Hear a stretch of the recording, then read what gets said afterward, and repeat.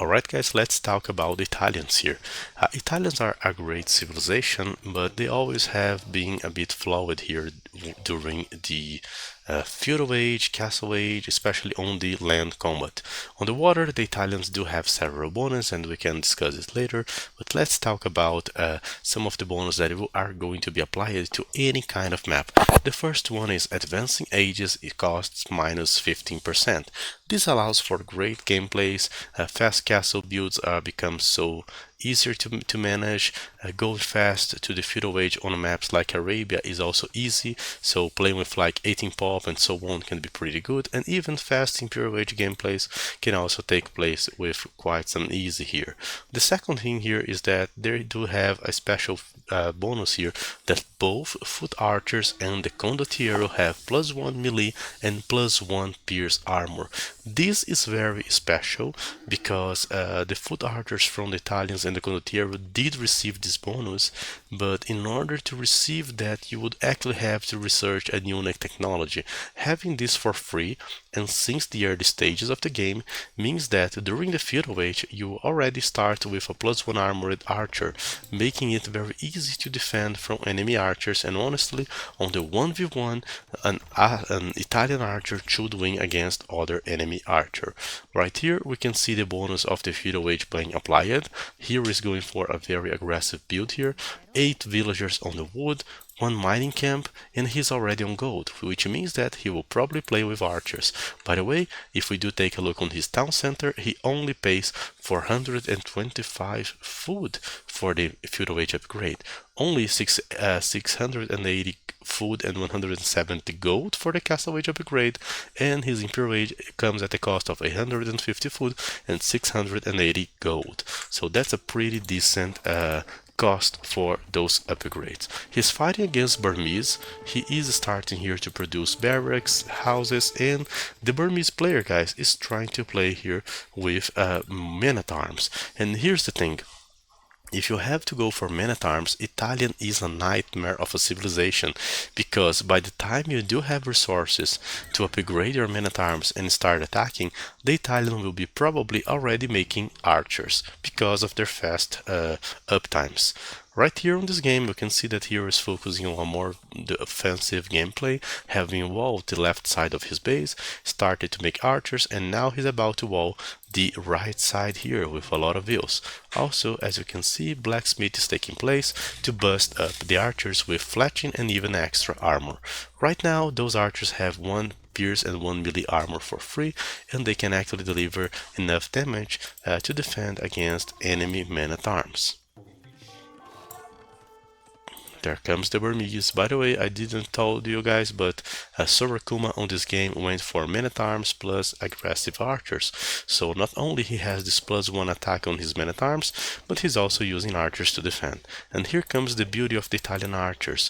Whenever they start trading against enemy archers, they already have this free 1 armor, which allows them to win against these units in the 1v1. So Sorakuma is trying his best to be aggressive, but is having trouble because he still doesn't have the fletching, is about to get it now, and Hira already has the fletching and 1 armor for free. By the way, remember guys, this is a bonus, so Hira can still upgrade his armor and get up to +2 armor on his archers still during feudal age. And this is probably the base of the Italian gameplay on Arabia, which is using the uptime and the archers here. You can do similar stuff here during the Castle Age, during Imperial Age, even evolve until Imperial, but so far this is how you want to be playing as the Italian, doing several of these archers and defending. Right now we're about to see Hira getting here the padded archer armor, and his archers are about to have their maximum power output, which is basically having a second armor during the feudal age. And there we go guys. 2 armor here, both melee and pierce armor, and this unit it will be very difficult to defend.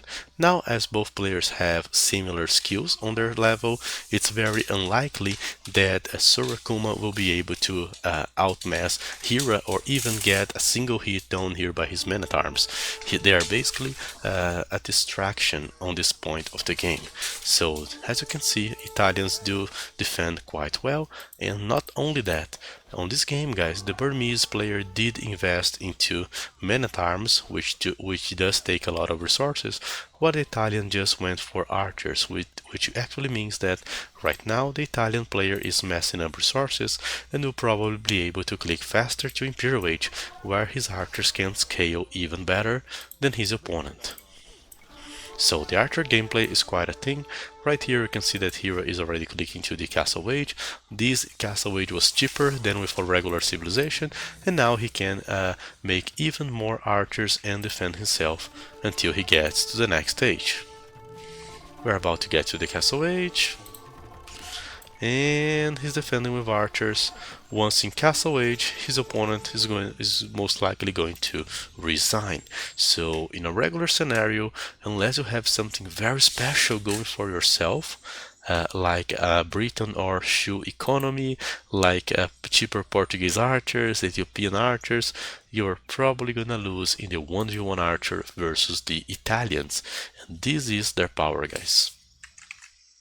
Alright, so the game didn't end on feudal age. You actually are on the castle age as the Italians. What can you do?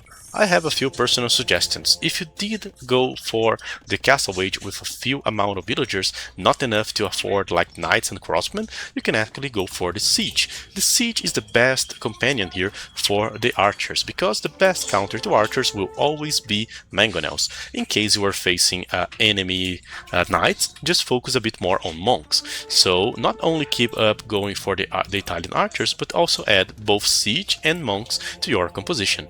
Monks can go for the relics, and they can also counter heavy cavalry pretty well, and mangonels can actually be a great tool here to deal with elite skirmishers. So basically what I'm saying here is that as Italian you should always keep an eye here on your support units as well. Not only crossmen are going to do the things, but also you are gonna need some extra support units, for example the mangonel, because most likely your opponents are not just going to fight you using archers, knowing that of course your archers are better. So in this scenario, for example, you're seeing Lewis facing the strongest, one of the strongest German players here, Stone Please, very good Arabia player here, and he's playing as the Kittens. As the Kittens, as you can see, he's going for a mix of skirmishers and light cavalry, and as you can see, Lewis is actually going for both mangonels and crossbowmen here. So the idea here is that you basically protect your mangonels using your archers.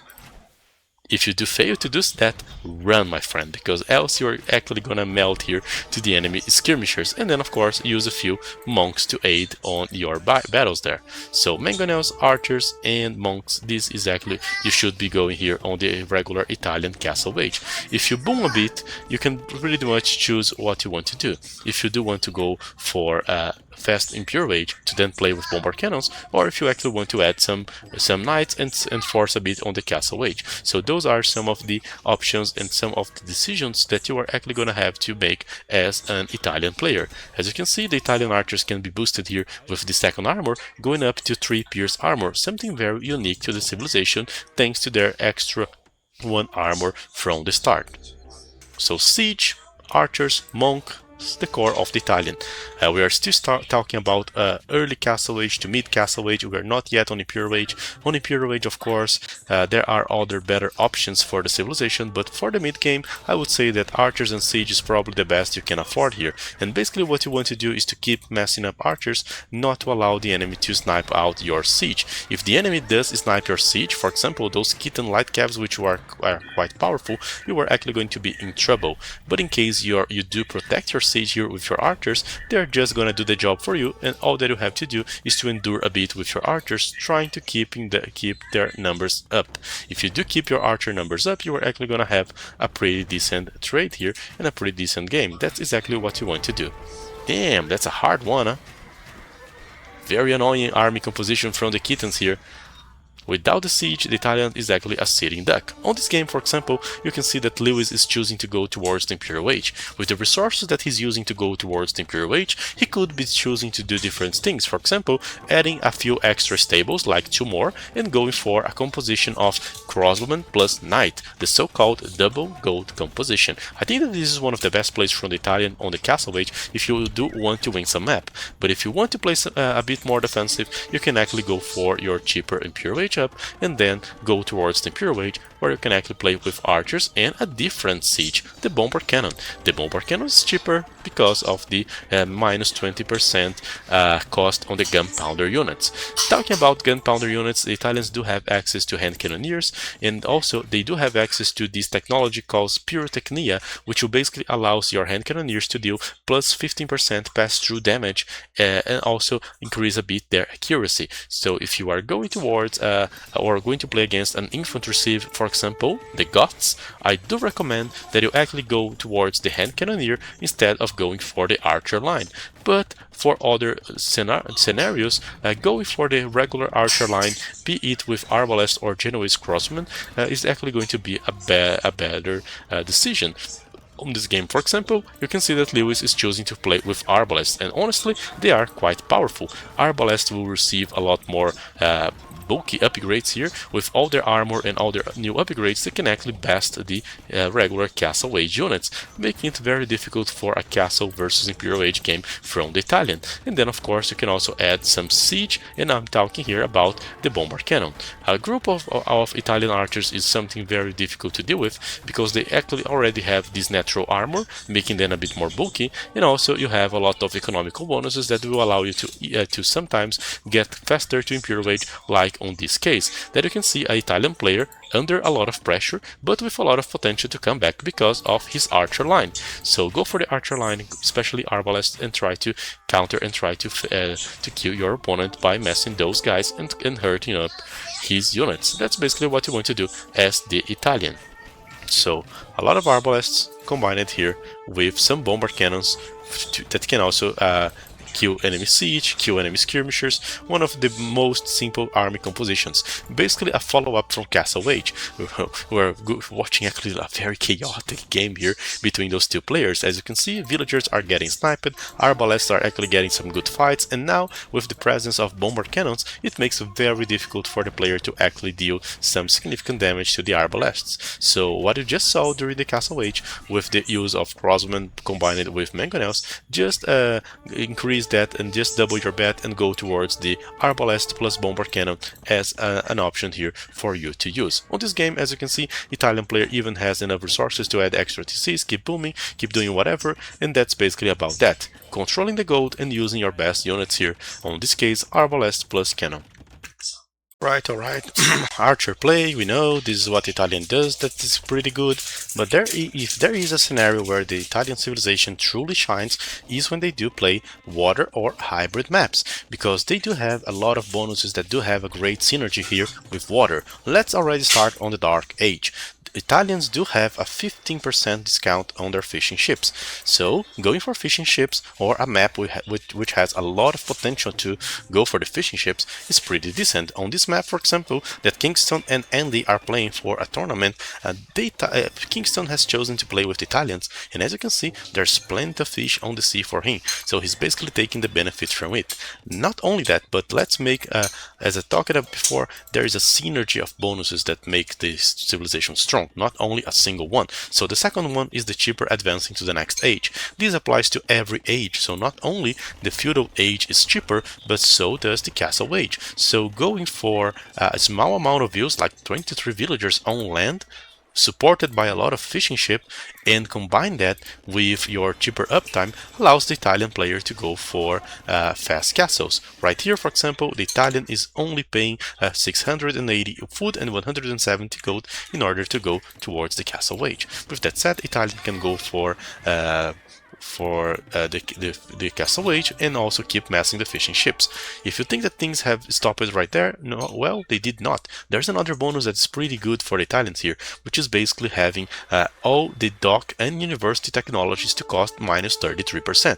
When the Italians do play on a land setting, the most popular upgrades that the Italian will actually gonna afford here are a cheaper ballistics and also cheaper chemistry. But that's not everything here. Since we're talking about the dock now, going for upgrades such as the units to boost your fish ship is a lot cheaper. Going for the war galley upgrade is also cheaper, which makes the civilization a lot better. And even going for carroning to add extra armor to your fire ship in case you need to fight fire ship against galley is also going to be quite well. So basically the Italians can go for a cheaper way to fighting on the water as well. Not only that, but if there are more opportunities, you can keep adding docks and extra fishing ships just to keep boosting your power. So basically the Italians can face off against any kind of civilization here and perform quite well on this setting. This is basically the comfort zone for the civilization. A map with a lot of fishes where the Italian can go for fast castle and of course keep adding fishing ships to boom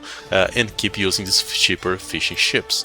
So with this synergy of bonus, this is one of the scenarios or one of the maps where you can surely pick the Italians and consider them to be a good civilization. So hybrid maps when you are actually far away from your opponent and you are not expecting a lot of feudal age aggression, but rather going for fast castle-like strategies and also adding extra docks to keep fishing and developing your economy through the map.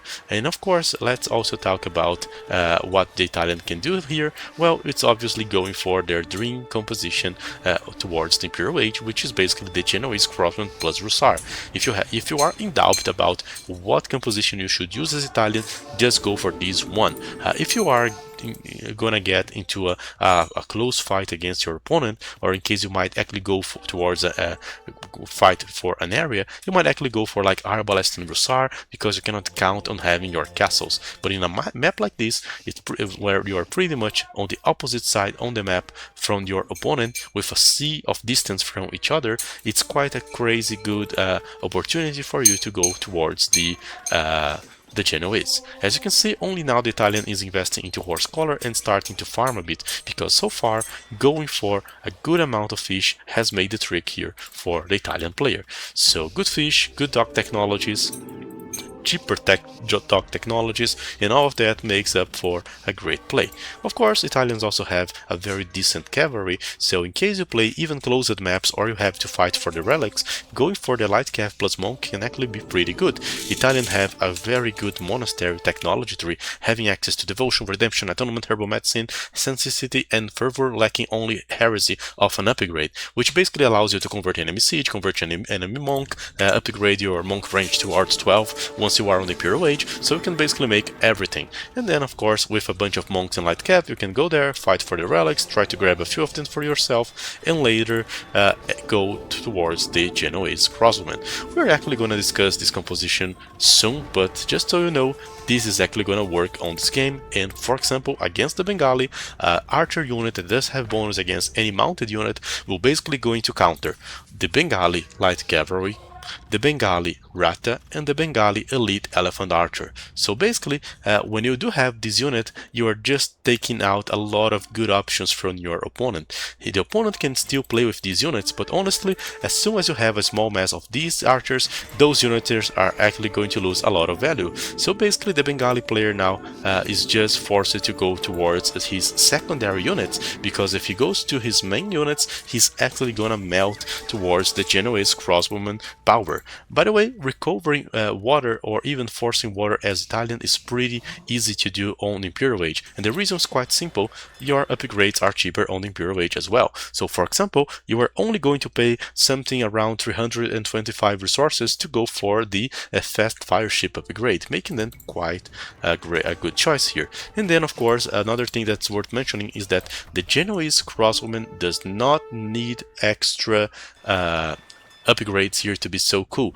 Just ignore the elite for the time being and go for Bracer to increase their range, Chemistry, which will be cheaper thanks to the Italian bonuses, and then just think about the support unit that you want to add to your Genoese crossbowmen. For example, on this game, as you can see, Bengali was doing a few Ratas, those are soon to be useless, and he also placed a few archer ranges. So the correct goal here for the Italian player is to actually think about or consider going for Russars in order to counter these units.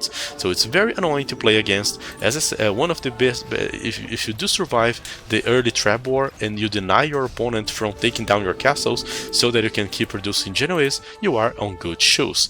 Do you want a good addition here to the Italians? It's their siege. Their siege is cheaper, so going for bombard cannons, mangonels, and things like this is actually good. Actually, not mangonels, but bombard cannons. The bombard cannons are cheaper because all gunpowder units will cost less 20% for the Italian. So this is actually a good economical help here, because this is a very expensive unit, but having some of these guys for free allows you to defend and even win trap wars against civilizations. Some civilizations will not even have access to bombard cannon, and that will give a good leverage for you.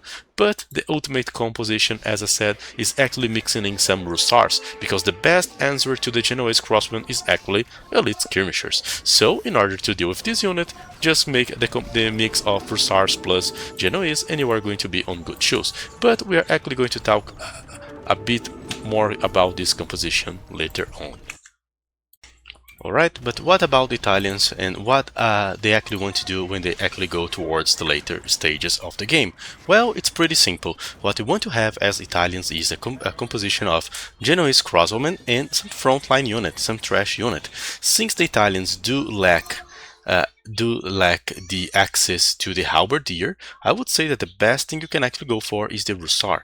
On some special occasions, for example, when you are actually playing against some heavy archer civilizations, or when you are actually having to deal with some things like Britons, Ethiopians, you might actually go for the elite skirmisher as your trash unit. But overall, in the most scenarios, you are actually going towards the elite Genoese crossbowmen plus Russar. This is exactly what you want to play as the Italians.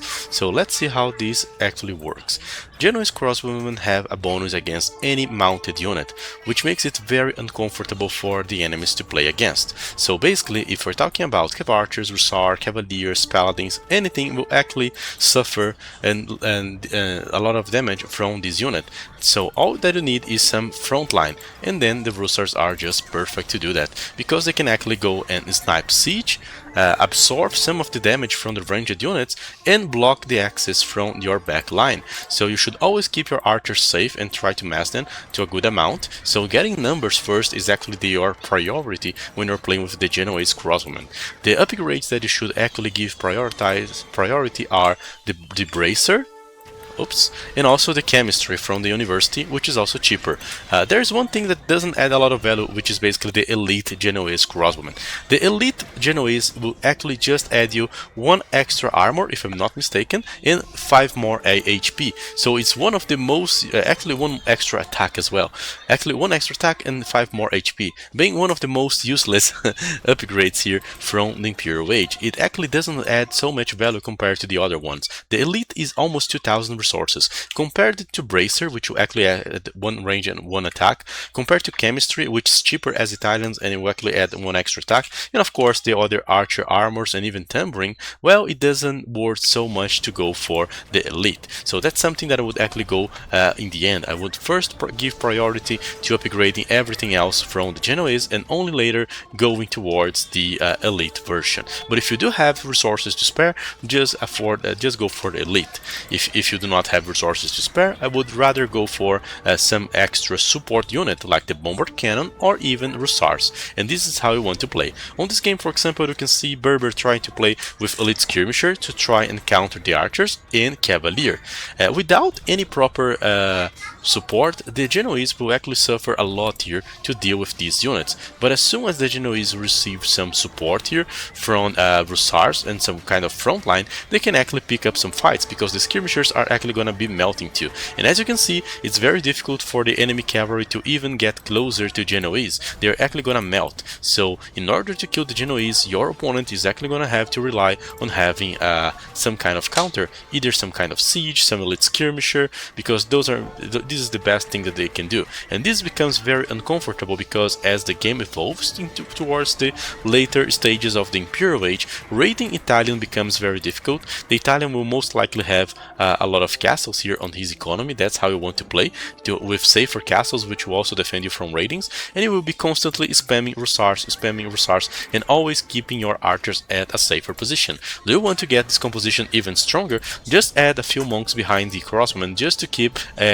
healing them a bit and keeping them alive for a longer period of time. Sniping out these Genoese will become very difficult, and having to deal with this Russar plus Genoese composition will be very difficult. The must upgrade for the Russar is the +4 armor, which will actually give you more endurance, but if you can afford later the Russar upgrade, it will actually give a good boost to your civilization. So in my opinion, one of the worst experiences that you can have in Age of Empires is having to fight against this composition. If the Italian can properly go for the full composition, it's very annoying to fight against, especially for some cavalry civs, which will actually be counting a lot on their mounted units to actually deliver the damage. For example, the Berber player is giving his best here in order to try and snipe the Genoese. He's attempting to kill the Genoese with the skirmishers, while actually trying to do something else with the Russars. But his Russars cannot even take down the trebuchets, as there are many Genoese and a constant flow of enemy Russars here coming to aid. So with right numbers, fighting the Italian is rather difficult, and you might actually need something out of the box in order to beat this composition. For example, as the Berber, some of your best units are the Elite Camel Archer, the Elite Janitor, the Cavalier, the Revi Camel, the Russar, and all of these units will actually receive bonus damage from the Genoese. So if you have like an infantry or archer civ, you can actually suffer a bit less. But even for those civilizations like Dravidians, you can actually suffer because even your elephants are actually going to receive the bonus from the Genoese. So anything that is mounted will receive bonus from this unit, making it a very difficult unit to deal with and very annoying to play against. So for this reason, if you are Italian, just go for a massive amount of stables, full your quill here of Russars, go for Revi farming on the Imperial Age and keep spamming Russar in the front line so that your Genoese can just keep killing everything else. As you can see, even trying to snipe trebuchets become a very difficult task because they are actually going to be closer to the Genoese, making it very difficult. And then of course the Italian can use this army advantage to control the map and seize extra golds, seize the secondary and third golds, making them very annoying to play against. So if you're playing Italian, this is the go-to composition and this is how you should be playing on Imperial Age. It's very difficult as an Italian player to lose from this position. Alright, now let's talk about one of the biggest flaws from the Italians. We have discussed that the Genoese crossbowman is the perfect counter to cavalry, so we should always assume that in a matchup, for example against a Burgundian player that will most likely play with paladins or cavaliers, the Genoese crossbowman should win. But the problem is there is one way to deal with that, and there's one big weakness from the Italian when playing against the cavalry units. You need to have safer castles. If your castles are not safe, the enemy can actually force a trebuchet war. That will make sure that you are not using your castles to produce Genoese crossbowmen, but instead that you are actually going to be using those castles to produce trebuchets. And also forcing treb wars also force the Italian to waste a lot of their stone, making them very vulnerable. So in maps like shows where you actually have to fight out for spots, and usually castles are going to be used here as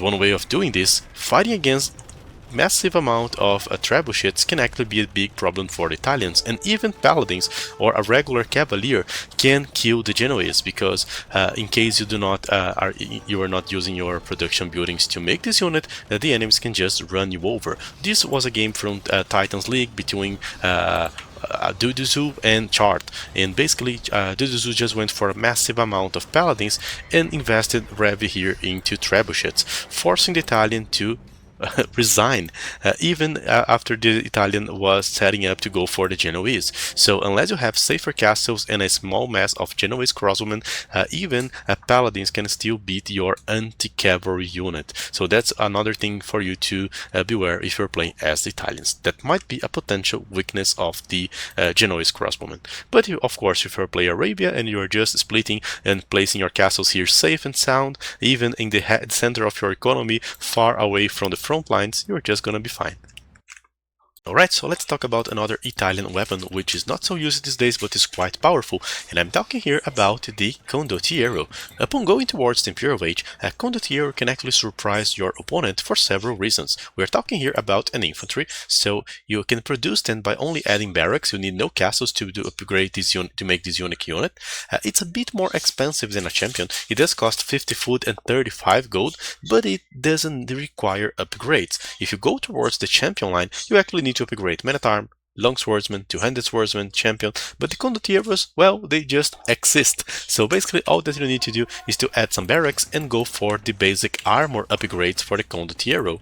So once you upgrade some of their armors, once you upgrade things like Arson, you already have a unit with a very powerful armor here that you can use here to raid. The Condottiero are a bit faster than your regular infantry, and they also receive a bonus against siege, so they're pretty powerful to fight against units such as the bomber cannons. They can be pretty decent against bomber cannons, they can snipe them, which makes them great for trap wars, and they can also raid.